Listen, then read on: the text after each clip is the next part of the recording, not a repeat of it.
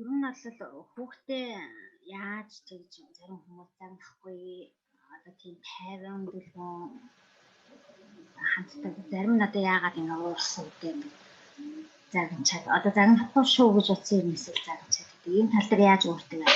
Энэ дээр зөвлөж баярлалаа. За ер нь бол ээж өөрөө яах нь ээжийн сэтгэл зүйн доктортай биш үү? Ээж өөрөө дотроо тийм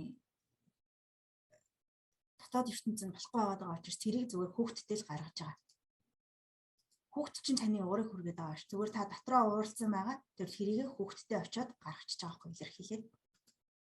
Тэр альва харилцаа бол одоо бидний амьдралд байгаа олон янзын харилцаа байгаа ш. Нөхөртөөгөө харилцаа, эхнэртэйгээ харилцаа, хүүхдтэйгээ харилцаа, ажлын даргатайгаа ингээд энэ бүх харилцаа чинь таны дотоод ертөнцийн өөрөө өөртөөгөө харилцах харилцааг яах нь харилцааны тусгал байдаг.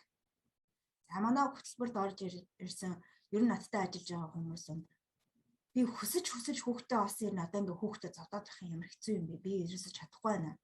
Хүүхдээ загнаад хайчих юм. Тэгээ загнасныхаа дараа өөрийгөө ичээж гимшээгээд тэгээд бүр ингээд мөхлийн тойрогт орчиж байгаа байхгүй юу?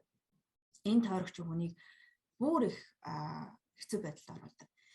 Энэ нь та муу ээж гэсэн үг огт биш. Зүгээр л танд эдгэх шаардлагатай зүйлүүд байна. Та өөрийнхөө дотоод ертөнцийг ойлгох хэрэгтэй байна гэсэн үг.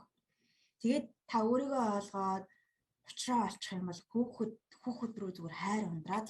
Тэгэхээр надад хэлэх зүйл бол энийг ч хий, тэрийг ч хийгээ гаднаас мэдээлэл одоо ингээл янз янзын юм уушаал хэрэгжүүлэх гэж зовж яхаар та эхлээд өөрийнхөө ертөнцийг ойлгоод өөрийнхөө тэр уурлаж бухимдаад байгаа шалтгааныг гаргаад ир. Тэгээ ер нь бол ингэдэг амьдрал гутраал, бүх юм болохгүй санагдаал, мөнгөч болохгүй санагдаал, нөхөрч дургуй үргээл байгаа юмсаа санагдаал, нэг л зориггүй амьдралаа өрөөд байгаа юм санагдаал гэрэнгүүт л тэрийг хүүхдтэй аваачаал ил гаргаж байгаа байхгүй.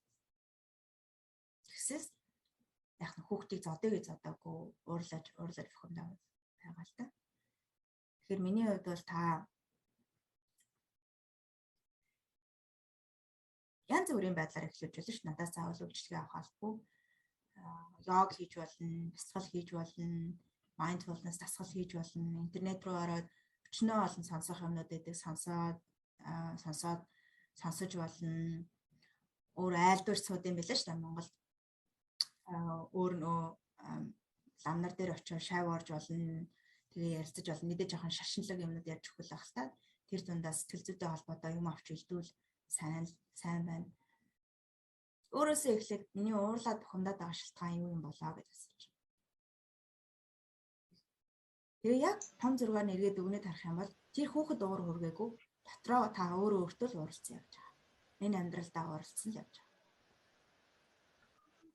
За баярлалаа.